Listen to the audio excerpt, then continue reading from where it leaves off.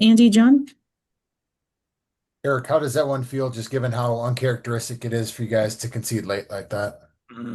Yeah, it's whilst it's very raw, we're very disappointed with the finish there. But I know full well how I'll feel about it tomorrow, and perhaps in an hour or so's time, I'll feel like it's a really good point on the road.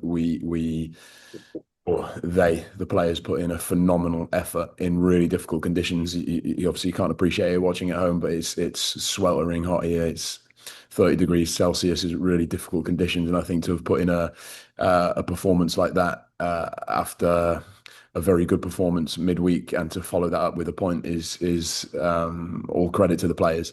And yes, in the second half we end up defending for far longer than we would like, and unfortunately succumb to what unfortunately felt like the inevitable for certain periods. There are elements of that performance that are really pleasing and represent what we want to look like, particularly on the road. I think in the first half we struck that balance really well after having conceded the first goal, of defending with the same level of detail and discipline, willingness, compactness that we do always. But we were very good on the ball, and we showed that real balance. And obviously the tide turns as it typically does in games where we're ahead, and we're very comfortable defending the box for long periods. And we had some really good moments on the transition that we would expect to have, and we were just lacking that precision as the game went on, and didn't show the same level of composure that we did in the first half to handle the ball and bring the team up the pitch in a slightly more composed way when we couldn't attack really quickly. So I think on balance that's a step forward, and it's momentum.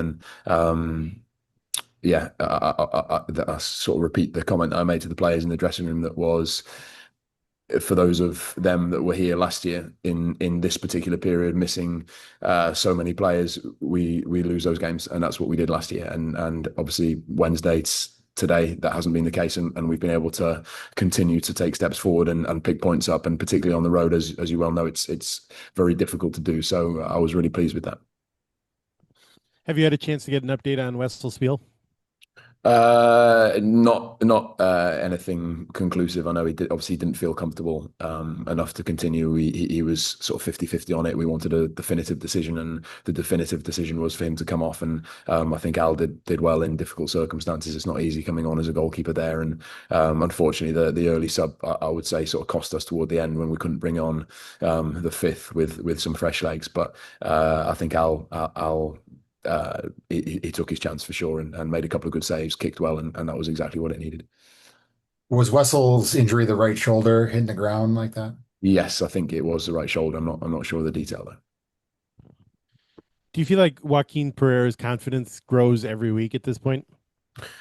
Yeah, I felt like he obviously had a moment of magic for the goal, which is characteristic of him, and he shows those moments more and more often. I think it probably told toward the end of the game, the lack of training time that he's had recently with being away for so long on visa duty, and he's been pretty stop-start in terms of rhythm and momentum. So the point obviously we had to, as you'd have been able to tell at home, gamble on making the fifth sub fairly early, with Devon replacing Anthony, who was running on empty really. And I think Joaquin then found himself in the same position very quickly. So hence why we ended up using him as a number 9 to finish, and used Sangbin to defend off the side. And I think, yeah, Joaquin suffered in that sense, but obviously he has his moments, as he normally does. How do you look at the stress you put on yourself by defending so much late in games when you have leads? I mean, does it just feel like there's just difficult moments that just kind of keep coming in those situations?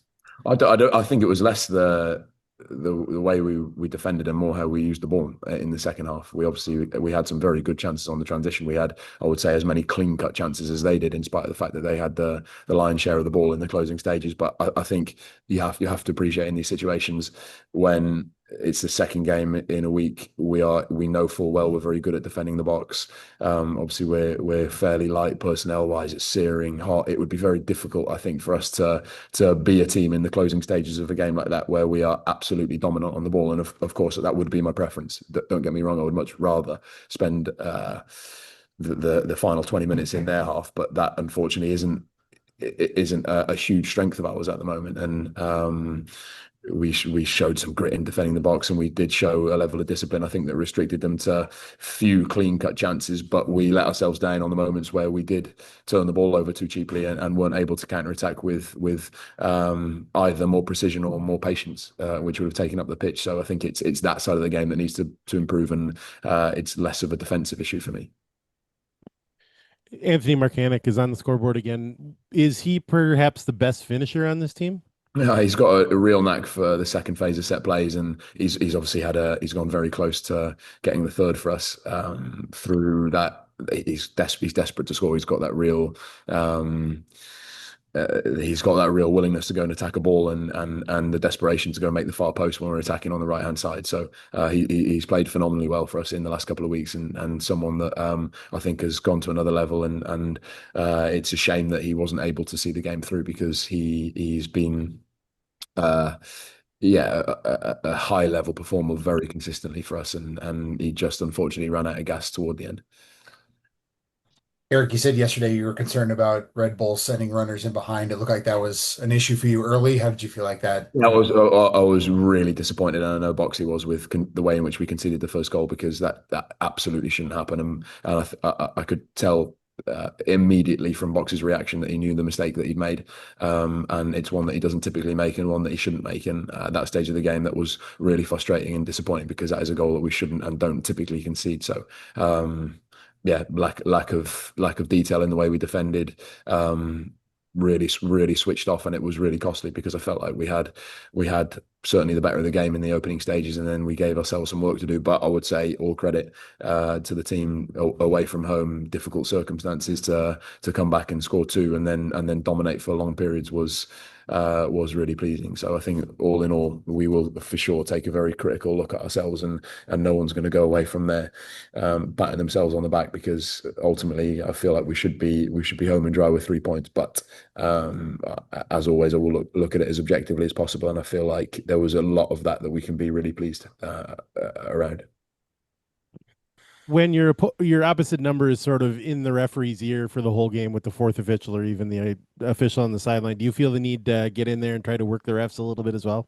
No, not really. That's not our focus. I think the focus toward the end of the game was to try and be as shrewd as we could with the players that we had, in terms of how we could influence the game. And I must say, there are stages of games like that where you do feel helpless as a coach, particularly once you've played all your cards with the subs, and you've made every tweak that you feel is at your disposal in order to try and gain an upper hand in the game. And I think the final 10-15 minutes, it was just a case of the players trying to grind it out, and unfortunately we weren't able to do that. We weren't as clinical around our box in defending as we had been up until that point, and needed to be. So my focus is typically on those types of things.